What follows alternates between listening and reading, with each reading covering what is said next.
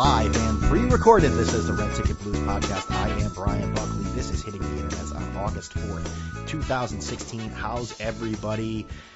Well, another week, another Thursday talk. We have a sports media guest, of course. That is the legendary columnist and sports writer from the Boston Globe, Bob Ryan. We get into when he was the quintessential beginning sports writer of his era with the Boston Celtics, and a few other things in between. So, Bob loves to talk, and we've got a lot of topics to talk about.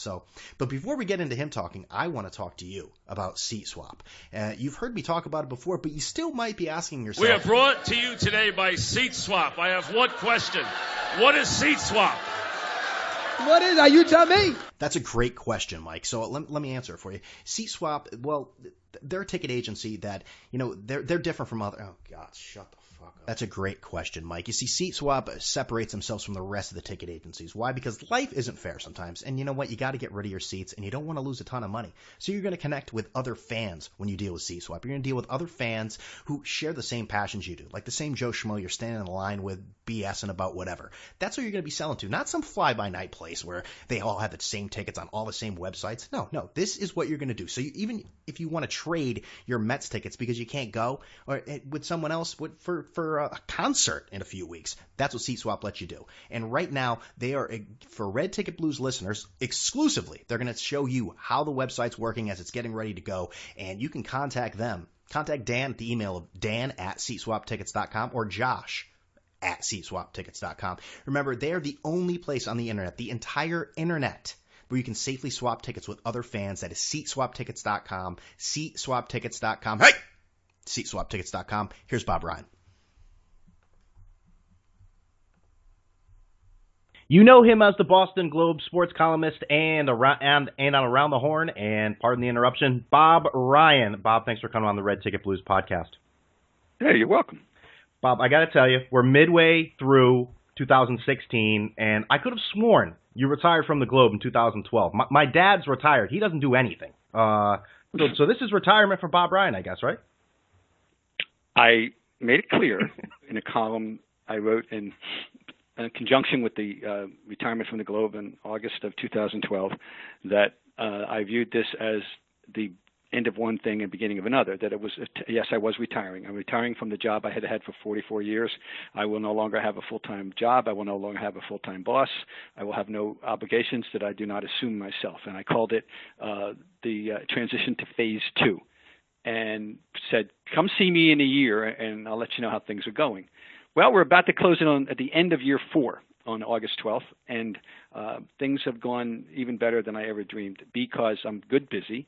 I have managed to get a itinerary, if you will, a resume or a schedule of ESPN shows and Comcast TV, and writing 2 or 3 Sundays a month for the Globe, and speaking and whatever else managed to come along, and write a book that was a lot of fun to do and keep busy, but without being too busy. But I have to say that most Mondays through Fridays, unless I'm officially away on vacation, I usually have something going. I do 3 or 4 radios, which are not full time, but 5-minute, 10-minute hits, 15, 20-minute, in one case almost a half hour weekly. And so all this adds up, keeps me busy, but not too busy. Phase 2 kind of sounds pretty sweet. I mean, I'm sure Phase 1 was great. I'm sure there was a lot of, hey, it got pretty busy. We'll get into that. But Phase 2 seems pretty mellow and do what you want and sort of seems nice. It's funny. I'm not complaining, but sometimes I wish I were not doing anything. I have to because in the sense of I wasn't. I need to rephrase that. Sometimes I wish I were not responsible for anything. Gotcha. I'm responsible to know stuff. You can't go on a show and expect that all they want to talk about is 1936 or 1984.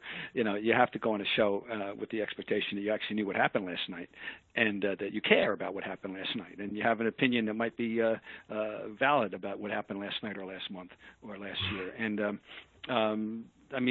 I read 6 papers faithfully every day, and another one on Fridays, and a couple of Sunday papers and try to see what's going on in various sites. And I have time to do it. The average person who's working doesn't have time to do that, but that's all I'm doing. And so I'm actually working at it. And some days I just wish, oh God, I wish I didn't have to worry about knowing this stuff. But you know what? I mean, that's part of the deal. You have to. So I do. But I'm looking forward to phase 3 a little bit. But right now I'm trying to maximize phase 2. I got to ask you, not to get too far off track, what are the 6 newspapers that you're reading every day? I subscribe to the Boston Globe and the New York Times. They come home. And then I have a place in my little town where I have a Post, New York Post, New York Daily News, and a USA Today reserved on a daily basis for me. And then that's 5. And then, and I buy the Boston Herald. I buy the Herald. Okay. So that's 6. And then on Fridays, I add a 7th paper, which is the Wall Street Journal, because of that phenomenal weekend section. And Saturday, when we don't have a USA Today, we substitute. But we do have a Wall Street Journal. That's where all the book reviews are.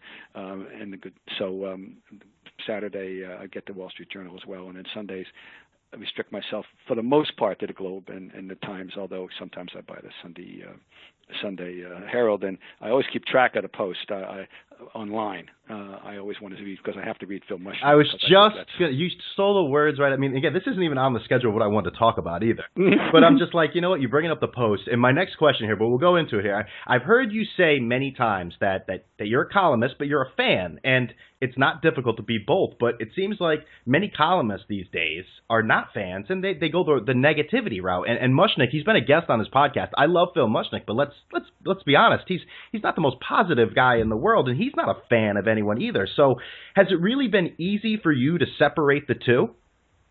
Always was. Let me just go back to Phil for a second before I launch into myself. I view him, he's a sports fan, and he's offended by the drift of sports. Oh, absolutely.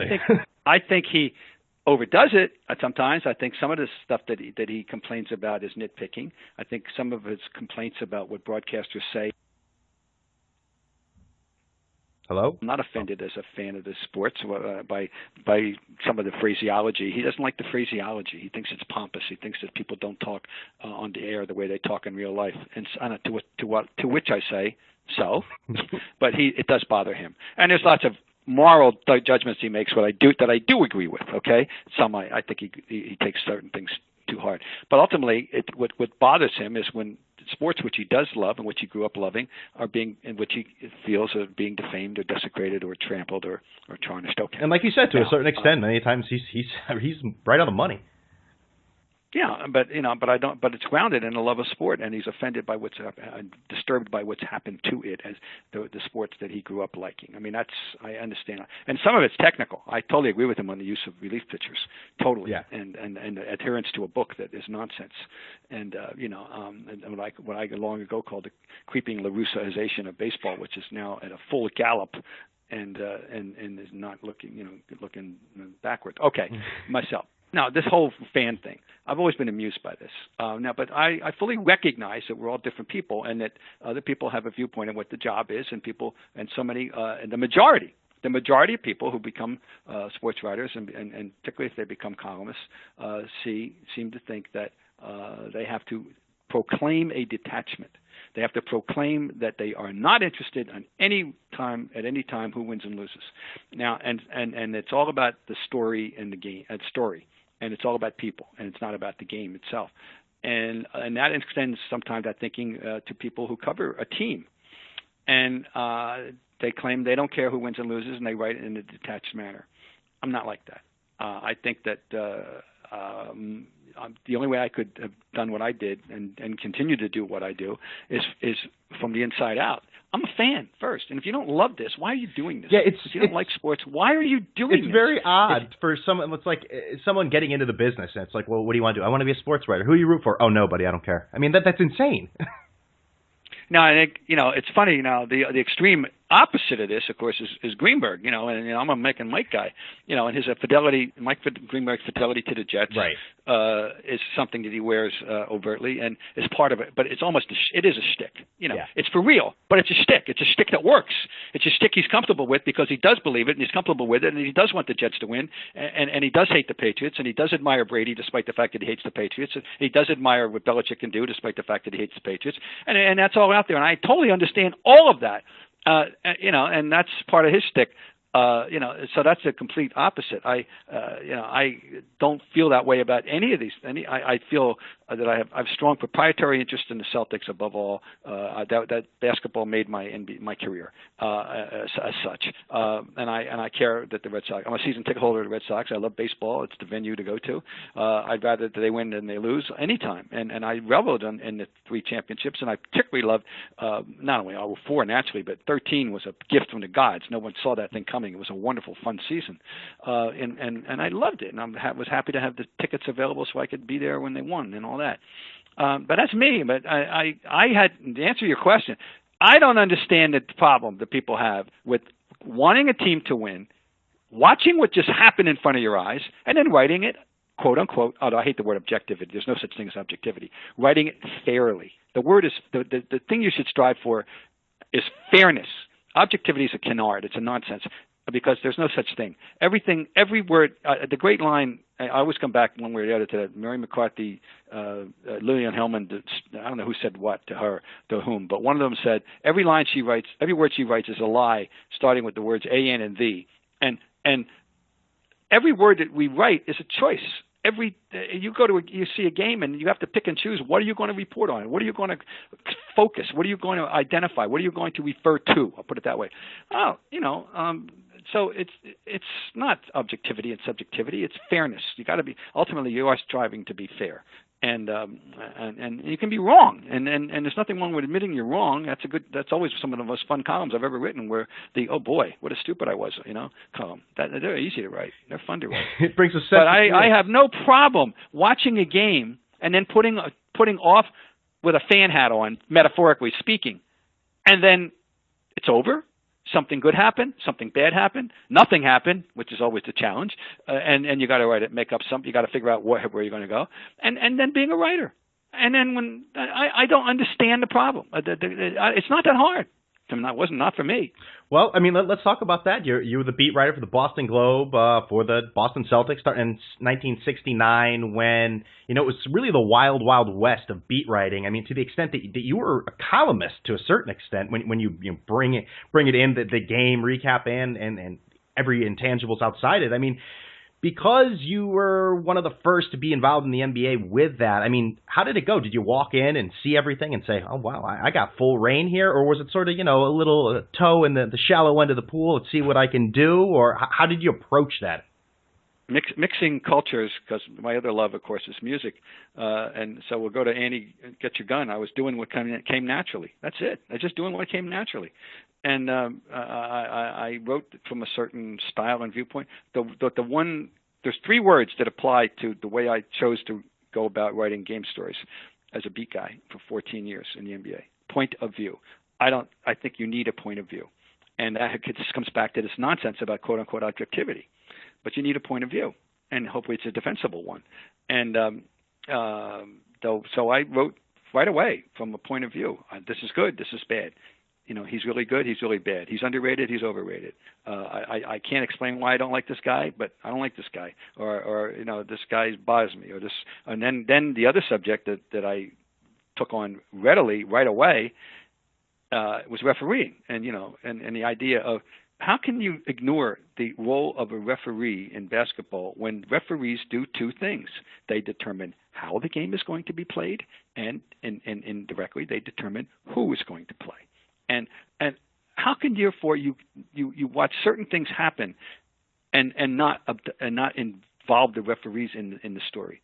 And that includes going way out of your way to praise them when they are involved in tough games and that could veer out of control when not they in good control, and they keep it under control, and therefore they've saved the day. They should be rewarded. And I used to do that too, not just say, well, that was a terrible call and all that stuff. No, I mean, one individual call, they're all human. Everybody's going to make a mistake. But when there's certain trends that you see with people that are, disturbing. So anyway, I wrote, and I also used to say I wrote these game stories as if I were a Broadway critic, reviewing the play. What did you miss by not being there? What can I tell you about this game that's interesting? And what can I bring to you that you're going to get over and above the box score?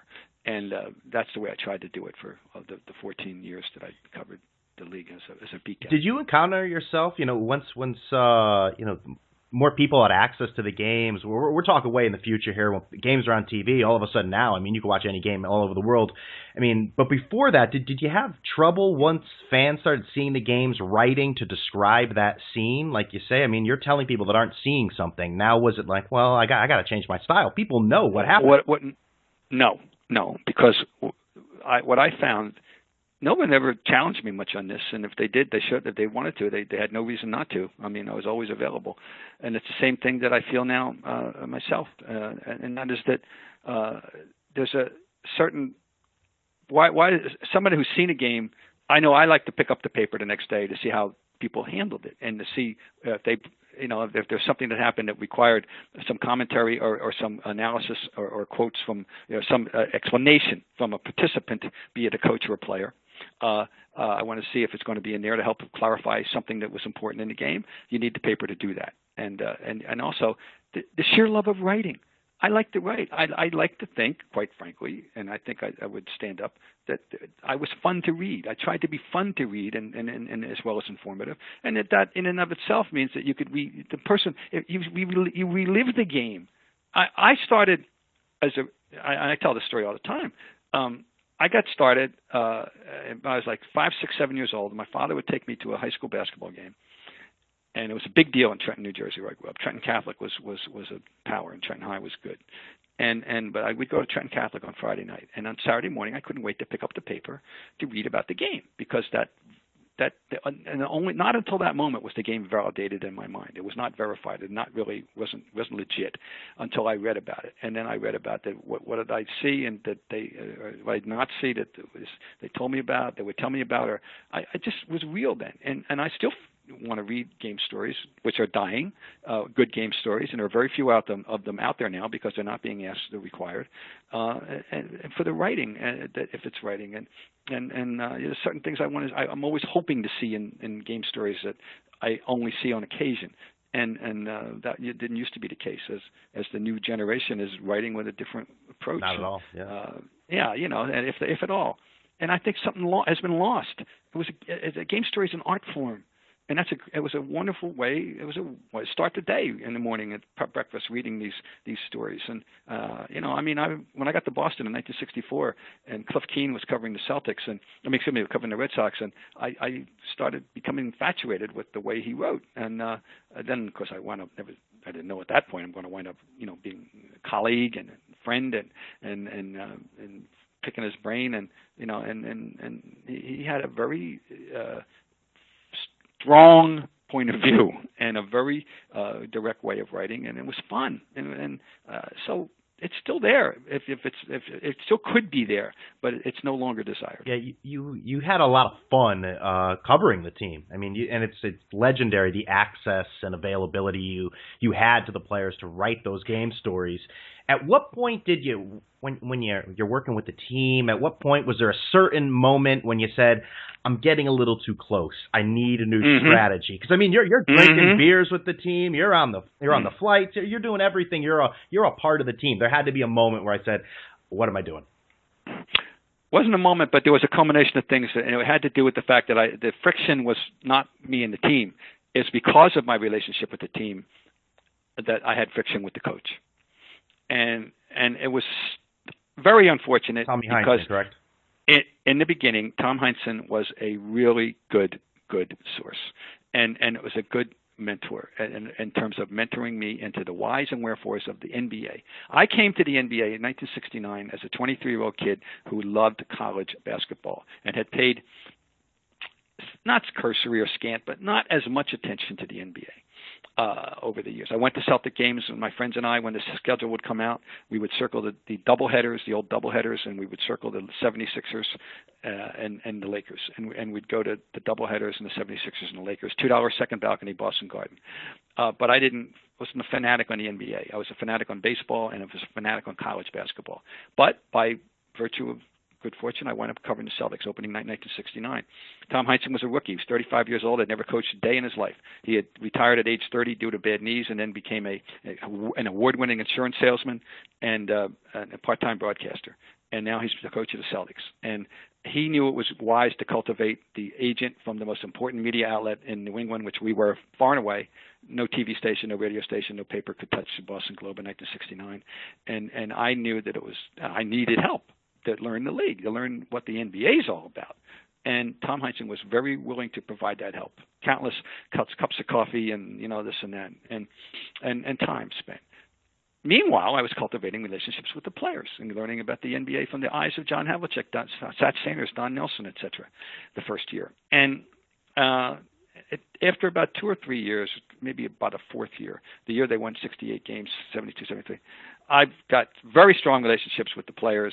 And I had a good relationship with Heinsohn, but a couple things happened, and I wrote about them, and basically we're reflecting a point of view that frankly would be more of the players' take on this matter than Tommy Heinsohn's, and he resented it, which you can understand. Right. He kind of thought he had invented me, or cultivated me, and frankly that he owned me in that regard, and that was never going to be the case, and it never was the same. And by the 1970. End of the 74-75 season, I came home from the playoffs when the Warriors swept the Bullets, and I said to my wife, "I cannot believe this. I had not yet turned 30," and I said to my wife, "I can't believe I'm saying this. So I need a vacation. N-E-E-D. I need a vacation." I was mentally whipped at all this stuff, and that was so. And that's after stepping away from the Celtics having lost, but they lost in a painful series against Baltimore, and I banging my head with Heinsohn a little bit, and it wasn't fun at all. And so I came back the next year, and it was another year of strain in that regard. They win the championship, and we have a blow up after the first game of the finals, and we're not talking. And I actually spent the 1976 series in Phoenix staying at Paul Westphal's house rather than the hotel with the rest of the media, and going to the games, from driving over to the games from Westphal's house and then going back and jumping in Westphal's pool. I mean, this is kind of unheard of. Yeah, I'd say so. but that's especially the beat guy for the most important paper in New England was covering the final, staying at the house of the best player on the other team. This wasn't, but Westphal and I had gotten quite friendly when he was in Boston. As you know, he was traded after the conclusion of the 74-75 season for Charlie Scott. So anyway, Tommy and I had a blow up, and I said, I got to get out of here, and for a lot of reasons, but that was really the primary one. I did not want to come back another year, and nobody would have benefited from it, least of all the reader, and I know I wouldn't have. And so I begged off the beat, and that was the first of 3 times I covered the team. But so long-winded answer to your question, but it was basically, and I said to myself, I'm never going to let myself get this close again. I was very emotionally attached to the team and the players, and I can't let myself get this close again, and I never did. But I was challenged in a different way when Bird showed up, because that was a spiritual basketball attachment. When the greatest player I'd ever privileged to cover came along, and that's after I thought I'd already seen the greatest player I was ever privileged to cover in John Havlicek, who was a friend and whose book I did. And now here comes Bird, and that was a whole other ballgame. But in terms of the closeness to the team in general terms, I never did get that close again.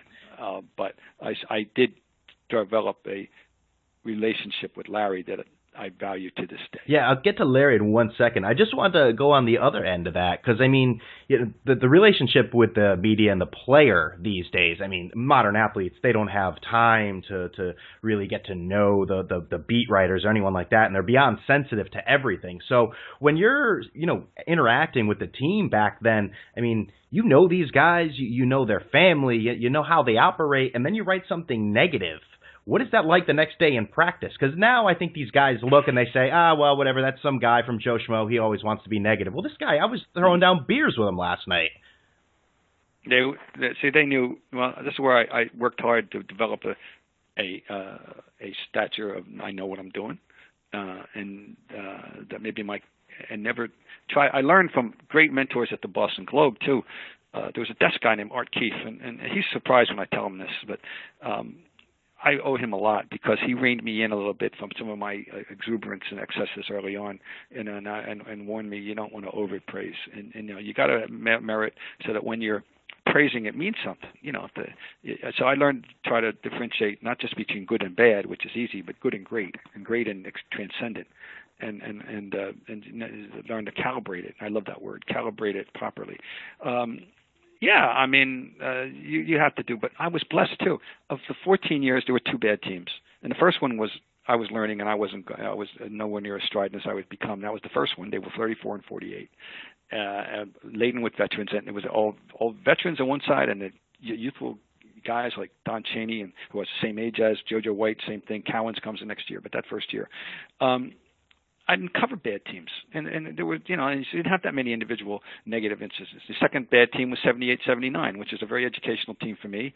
The only team I ever had that had some racial divide, because none of the other teams I've covered did, not overtly, nothing that I knew about. But I always said that team had 3 factions: the blacks, the whites, and Cheney. John Cheney was like the DMZ in the middle of the two, and he didn't even realize this, to a degree, because he was just such a sweetheart, wonderful person. He just acted normal, but he was the bridge between everything. And then the next year, Bird comes, and everything's, and a lot of other things happen. Fitch comes, and ML Carr comes, and Gerald Henderson comes, and they get great again, and life's hunky dory, So I didn't have a whole lot of negativity.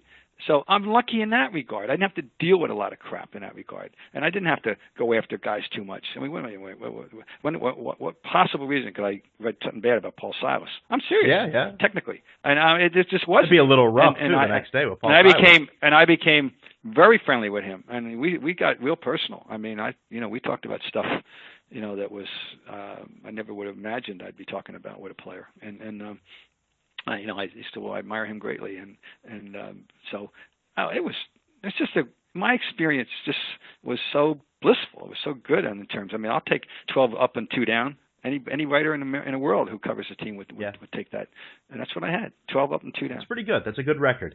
You mentioned Bird.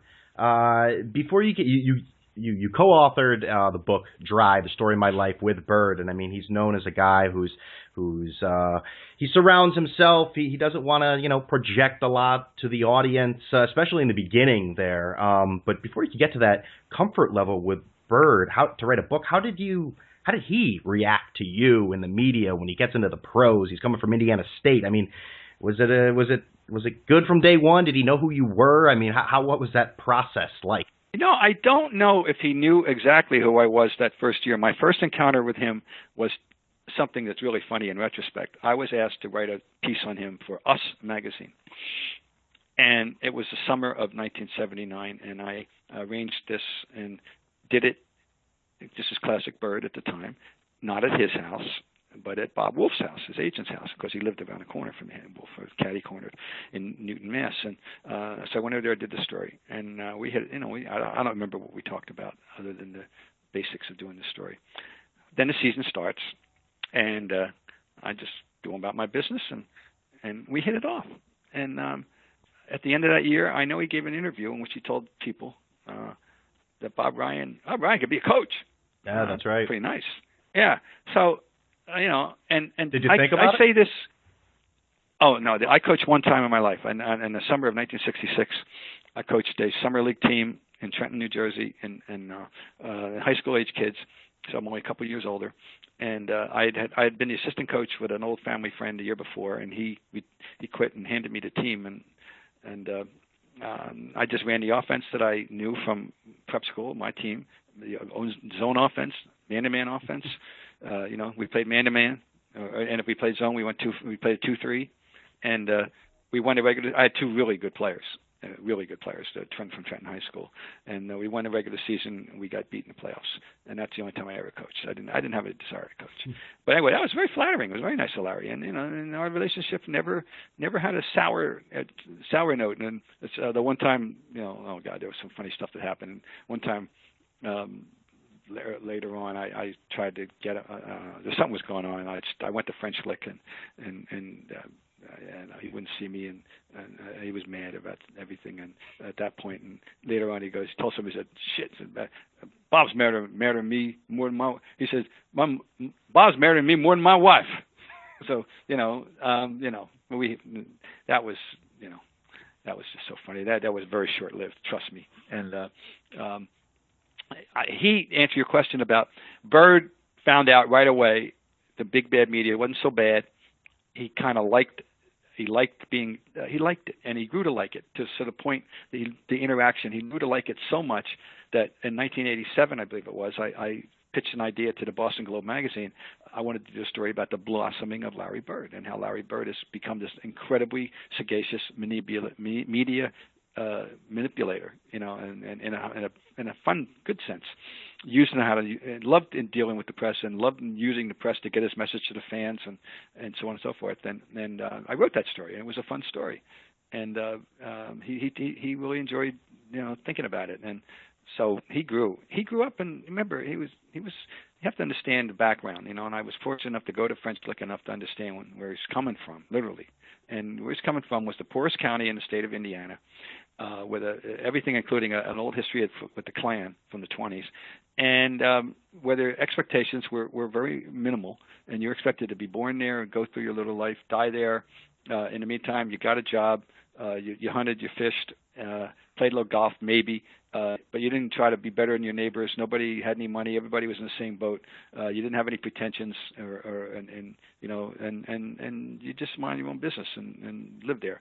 And if Larry Bird weren't a basketball player, he would have been one of those people.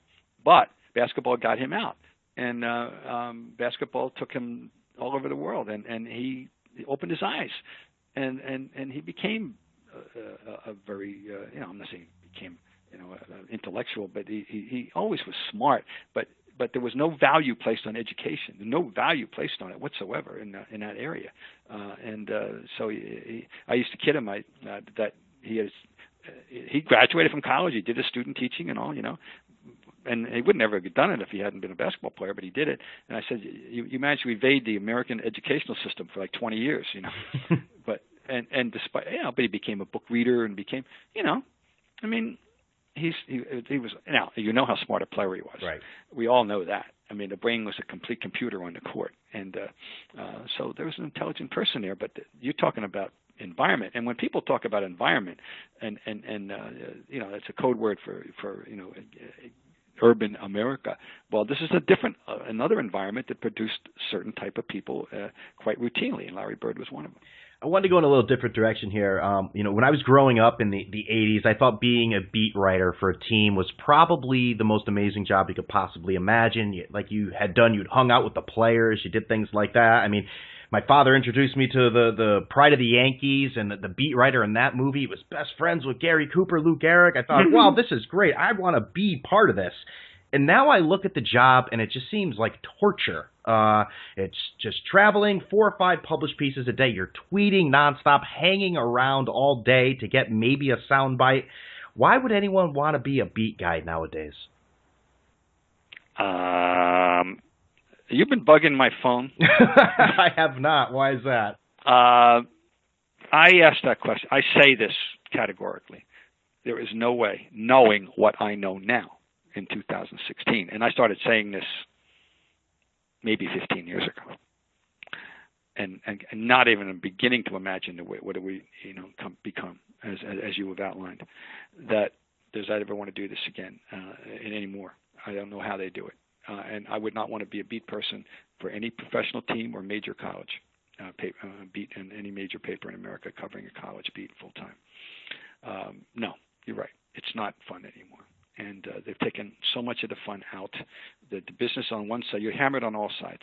The business side, the papers and the technical requirements and the job requirements on the one side, the lack of respect on the other side, the seating. Well, you're not getting, you can't see the game. You literally can't see the game sometimes properly if it's basketball we're talking about from where they seat you. and it's the discourtesy, the disrespect, the disinterest for anything other than network television or maybe local television, depending, is enormous. I do not way anyone would do it. Absolutely not. Yeah, not to interrupt you for a second. I can't. There's for you said 15 years ago you saw this, and it never really hit me. I'm younger than you, and I what's really gotten to me is seeing these beat writers with Twitter. They're all tweeting out when there's singular plays going on or when there's breaking news within the team. My timeline on Twitter is, so-and-so out with left leg contusion. And it's 17 guys saying the same thing. It's just, it's rough to watch and like, oh God, really, that's what you want? I mean, that's tough. Who's watching the game? I say to myself. Yeah, I kept meticulous running. I still got running sheets I saved from things over the years.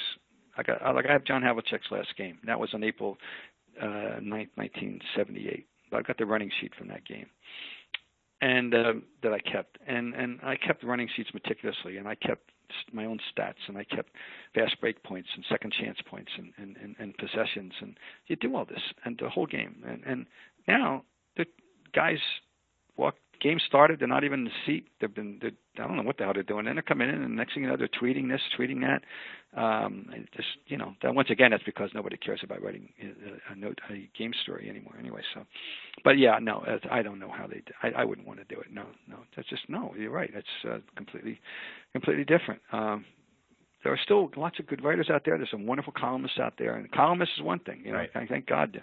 But the beat guys, no, it's a drudgery thing, and baseball worst of all, because it's the hardest one anyway, because you got so many more games and such a different lifestyle and such a long day, and people have no idea. It used to be getting to the ballpark early meant 5 o'clock, and then it meant 4 o'clock, and now it means 2:30, and now it means 2 o'clock. I mean, literally, and it's just it's a long, and then you're out of there at midnight, and you're back doing it the next day. It's a tough existence. I mean, for someone like you being on the beat, that's got to be difficult. But I got to ask you this, though.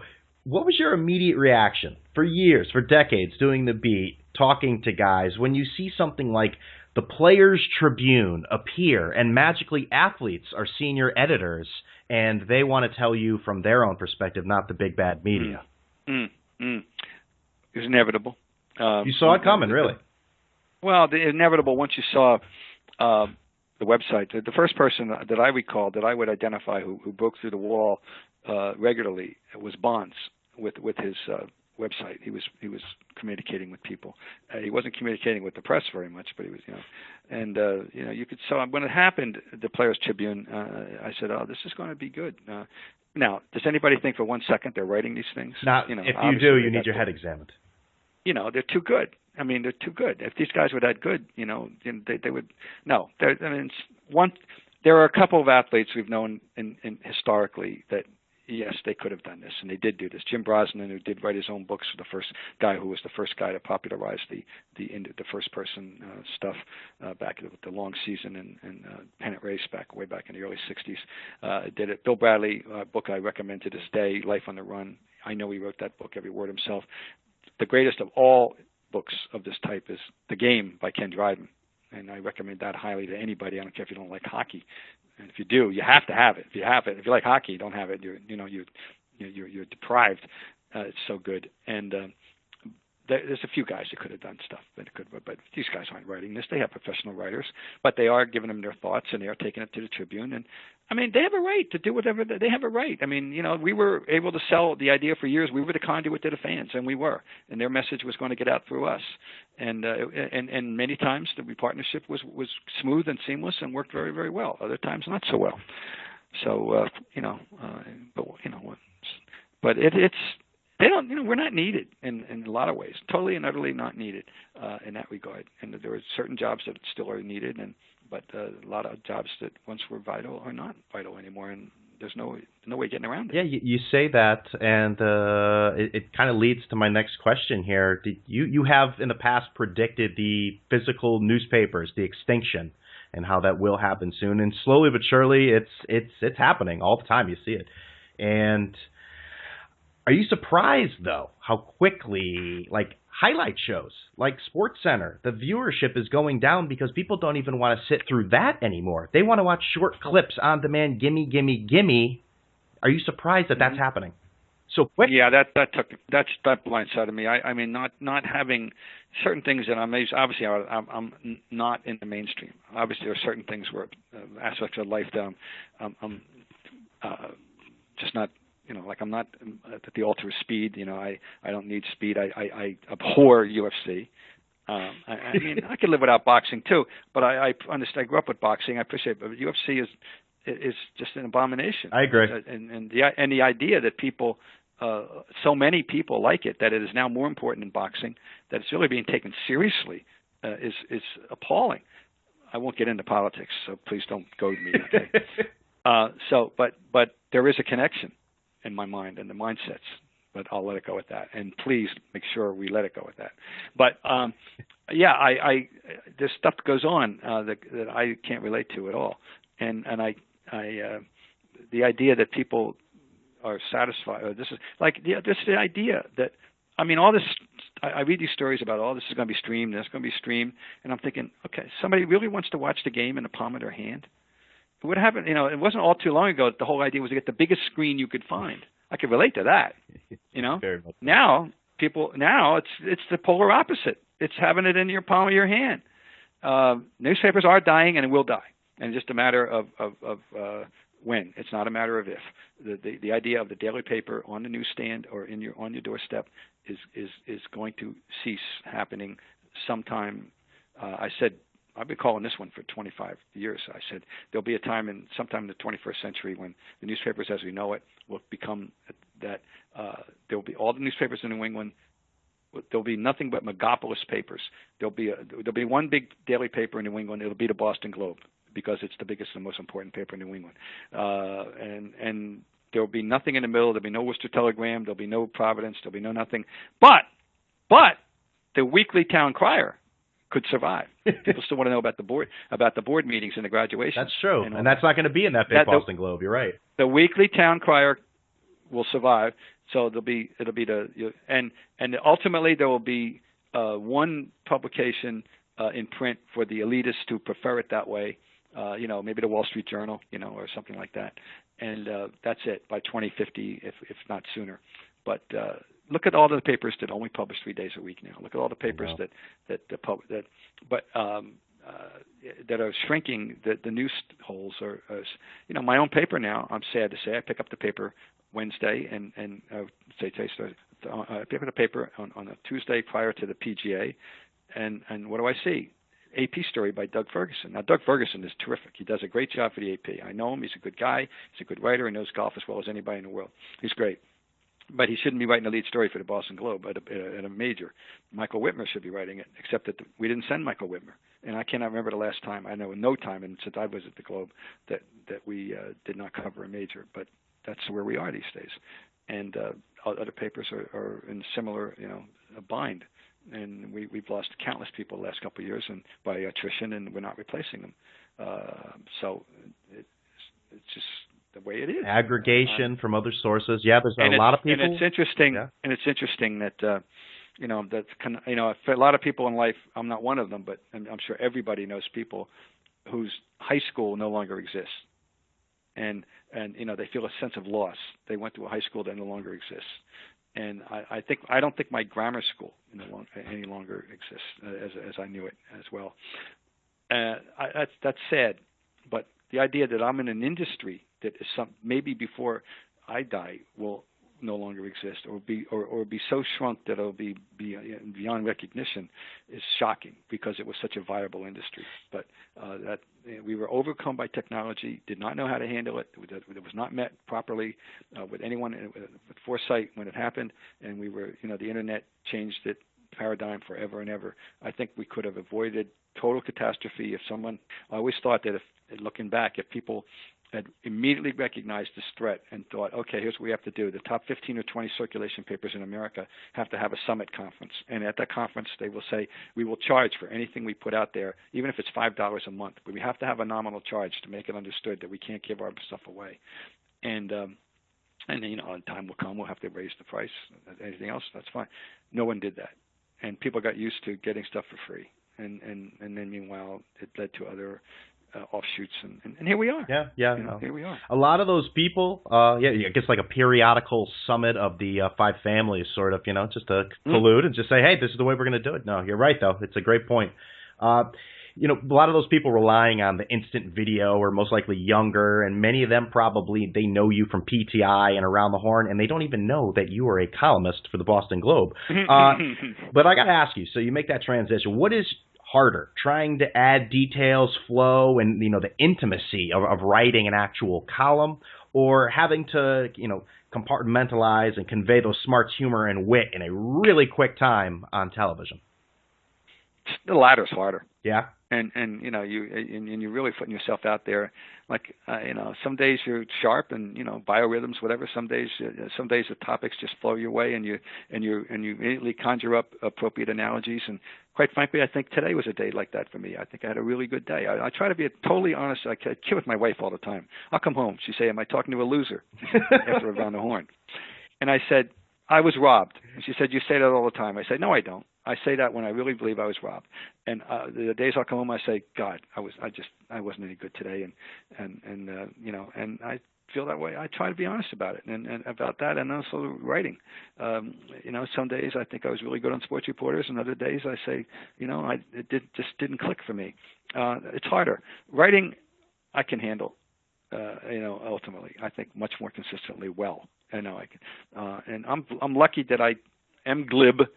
Glib Ivershman and TV has suited me and radio has suited me, but it's not easy. It's not, and it's compared to that, it's not for everybody. It's the reason why some people have survived in it and others haven't, and some really, really good writers just were never good on radio, and the guys who are really funny in print are not funny in person, and vice versa sometimes, and I like to think I was lucky enough to combine, to have a little combination to give me a career. I mean, I've been doing ESPN Sports Reporter for 27 years, so I guess if I stunk, they would have gotten rid of me a while back. I think that's a reasonable assumption. 27 years, wow. So let's do this full circle here. So when you look back at your career and, you see how much we talked about how the landscape has changed of sports media and, you had more access to anyone as any other beat writer. Did you have any idea at the moment what was happening? Did you know it was special? Did you realize you'd still be answering questions about this 30, 40 years later? No, you don't think in those terms. I never did. No, I just didn't know. Look, I would have been very no. You just keep doing it, and it was comfortable. And there was a period of time, there's a blissful period of time in the 80s when it was just open. I was afraid open spaces, extra bases. It was just unimaginable that how the things would change to the degree they have. It was just so much fun. You ask anybody that covered the NBA who's still around that what's the best time you ever covered it? It's universal. The 80s. It was the best convergence of the game itself, the fun nature of watching the game, the Birds and the Magics, the Michaels, the Pistons, the Spurs, the Nuggets, they're fun teams. Bucks were a good team. Sixers were a good team. And the access that we then had with a media savvy and media conscious and media appreciative commissioner, David Stern, who's one of his first hires was to go out and get himself a first-class PR guy, Brian McIntyre. And when he did that, right away we said, "Ooh, this is going to be good," because we all liked Brian and knew Brian and said he was with the Bulls and people knew him for that with the Big Ten. And David Stern recognized immediately why he wanted Brian McIntyre. That was a good sign right there. Oh, the whole thing. And the personalities. I mean, you can't invent Doug Moe. Right, Doug Moe. You can't. Doug Moe, God, I mean, it was just the greatest. And the Celtic-Laker rivalry. And also this, and not to mention, you're always looking out for number one and you're trying to have a lifestyle that you enjoy, take advantage of the perks. The reason why you want to do this because it broadens your life, gives you travel, gives you a chance to do stuff you never thought you were going to do growing up in Trenton, New Jersey. Think about this. From 1980 until 1989, you could pretty much count that you're going to be spending spring in L.A. on the company dime. The Lakers, the only 2 years they weren't in the finals, were 81 and 86 with the Rockets, and every other year you could count on going to L.A. I mean, pretty nice. It was great. Not bad. It was wonderful. Not bad. And And it was great. And you know, people talk about, and the NBA, that's foolishly, what they foolishly did, of course, was to abolish the 2-3-2. David, one of the biggest mistakes he ever made was to abolish the 2-2-1-1-1 in favor of 2-3-2 on the false premise that people hated the travel. Nobody cared about the travel. The travel was part of the adventure. It was fun. We loved that back and forth. It was fun. And the nature of it, it was great because we're all the same. We're all growing up. Was happy with doing this. My God, can you believe we do this for a living? You gotta be kidding me, kind of thing. You know, so it was the greatest, the 80s, and it started to change. The Bulls changed everything.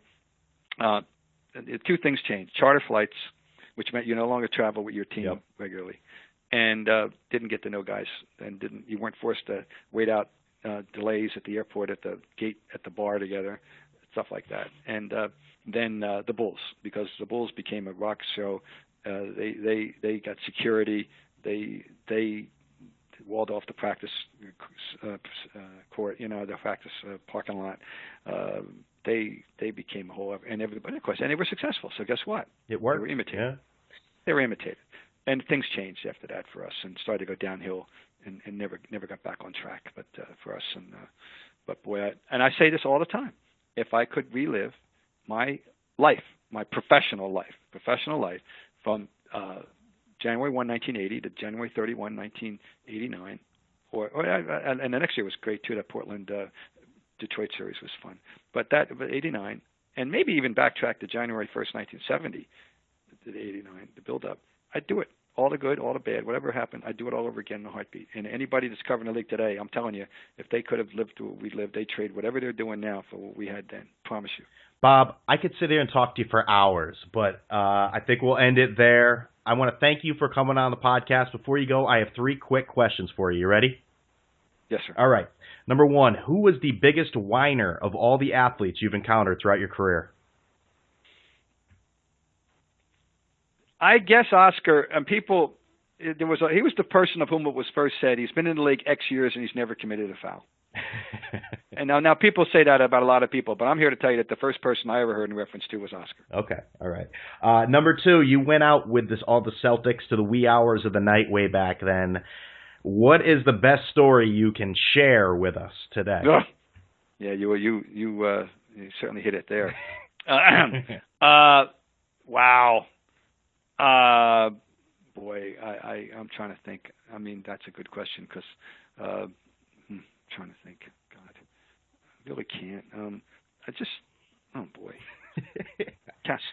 My probably would have something to do. Oh, yeah. I can share this because they can't deny it.